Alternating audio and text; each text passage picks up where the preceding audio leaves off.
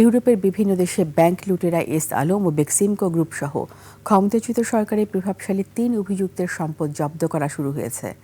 বাংলাদেশ সরকারের অনুরোধে সাড়া দিয়ে সাইপ্রাসের একটি আদালত এস আলম গ্রুপের কর্ণধার সাইফুল আলমের একটি বিলাসবহুল বাড়ি জব্দের নির্দেশ দিয়েছে। বিশেষজ্ঞরা বলছেন, পাচার হওয়া অর্থ ফেরত আনতে এই ঘটনা ইতিবাচক। তবে ভিন্ন ভিন্ন দেশের জটিল আইনি প্রক্রিয়া এবং যথাযথ তথ্য প্রমাণের অর্থ দিয়ে এই টাকা দেশে ফিরিয়ে আনা বাংলাদেশের জন্য বেশ চ্যালেঞ্জের। Sadat Habibi Setu report. Lily whipped shea mystic glowing body wash, secret to ultimate glow. ভূমধ্যসাগরের ছোট্ট দ্বীপরাষ্ট্র সাইপ্রাস। দেশটির রাজধানী নিকোসিয়ার জেলা আদালত সম্প্রতি জব্দ করেছে এস আলম গ্রুপের কর্ণধার সাইফুল আলমের একটি বিলাসবহুল বাড়ি। ব্যাংক জালিয়াতির মাধ্যমে পাচার করা অর্থের তদন্তের অংশ হিসেবে বাংলাদেশ সরকারের অনুরোধেই এই সম্পদ ক্রোকের আদেশ। অপরাধমূলক কোনো কাজের প্রসিড অর্থাৎ ফসল আকারে এই টাকাটা যদি তারা দেখে, তখনই তারা এই টাকাটাকে আলাদা করে কনফিসকেট করবে, যেটাকে বাজেয়াপ্ত বলে। সাইপ্রাস থেকে এটা আনা সহজ, তার কারণ সাইপ্রাসের প্রক্রিয়া হচ্ছে এমন যে প্রমাণ করতে পারি যে বাংলাদেশের অর্থ দিয়ে, মানে যেটা অবৈধভাবে গেছে সেই অর্থ দিয়ে এই সম্পদটা কেনা হয়েছে, তাহলে সেই ক্ষেত্রে এই থার্ড পার্টি এসে এটাকে লিকুইড মানিতে কনভার্ট করে তারপরে সেই টাকাটা ফেরত নিয়ে আসা যায়। সাইপ্রাসে ব্যাংক মাফিয়া এস আলমের সম্পদ জব্দ নিঃসন্দেহে ইতিবাচক, তবে পাচার হওয়া অর্থ ফেরত আনতে এরপরের ধাপগুলো আরো জটিল।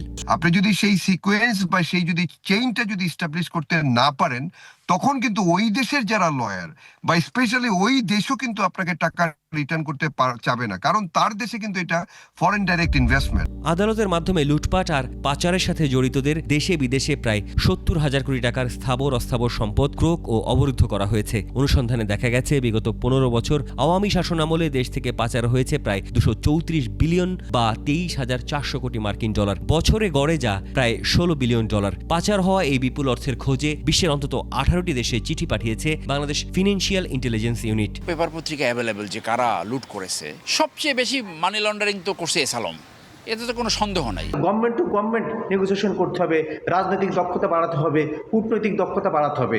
এটা না হলে পাচারকৃত অর্থ যতই চিহ্নিত করা হোক বিদেশের মাটিতে, সেটা কিন্তু ফেরত আনা সম্ভব না।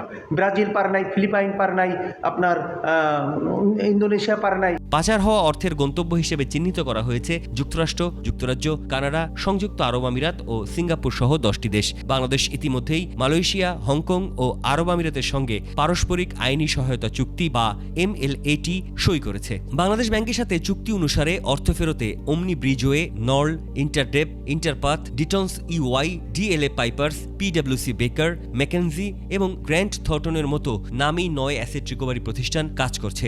যে অর্থ পাচার হয়ে গেছে সেগুলো ফেরত নিয়ে আসা, তো সেটার জন্য আমাদের খরচের দিকে তাকালে চলবে না, এই প্রক্রিয়াটাকে বন্ধ করতে হবে। কমপক্ষে এই ধরনের যেটা বৈশ্বিক অভিজ্ঞতা দেখা যায় যে সাধারণত 10 থেকে 15 বছর, 20 বছর অনেক সময় লাগে। পাচারের অর্থ ফেরতে গঠিত বিশেষ টাস্কফোর্স প্রথম ধাপে এস আলম, বেক্সিমকো, সাবেক ভূমিমন্ত্রীর আর্মির গ্রুপ সহ 6টি বড় প্রতিষ্ঠানের বিরুদ্ধে মামলা শুরু করেছে। এদিকে দীর্ঘ আইনি লড়াই ও আন্তর্জাতিক ল ফার্মের বিশাল খরচের বড় চ্যালেঞ্জ মোকাবেলায় নতুন কৌশল নিয়েছে কেন্দ্রীয় ব্যাংক। 9টি আন্তর্জাতিক আইনি প্রতিষ্ঠানের সাথে চুক্তি করা হয়েছে নো উইন নো ফির ভিত্তিতে, অর্থাৎ টাকা উদ্ধার করতে পারলেই কেবল ফি পাবে ল ফার্মগুলো। ইউকেতে পাচার হোক, আর মিডল ইস্টে হোক, আর সাউথ ইস্ট এশিয়ার যে কোনো জায়গায় হোক, সেন্ট্রাল এশিয়াতে হোক, যেখানে আমরা ট্র্যাক অ্যান্ড ট্রেস করতে পারবো, we will try and get and retain the money. এবং সেটা যদি না আনা যায় তাহলে তাদের কিন্তু দেশেও বৈধ সম্পদও থাকতে পারে, তখন ওইটার সাথে এটাকে সংযুক্ত করেও কিছুটা আদায় করা সম্ভব। আর পাচার হওয়া অর্থ ফেরতে সরকার ও সংশ্লিষ্ট মহলকে আন্তর্জাতিক আইন ও মিউচুয়াল লিগ্যাল অ্যাসিস্ট্যান্স রিকোয়েস্ট বা MLAR প্রক্রিয়ায় জোর দিতে পরামর্শ দিচ্ছেন বিশ্লেষকরা। সাদাত হাবিবি সেতু, 21 টেলিভিশন, ঢাকা।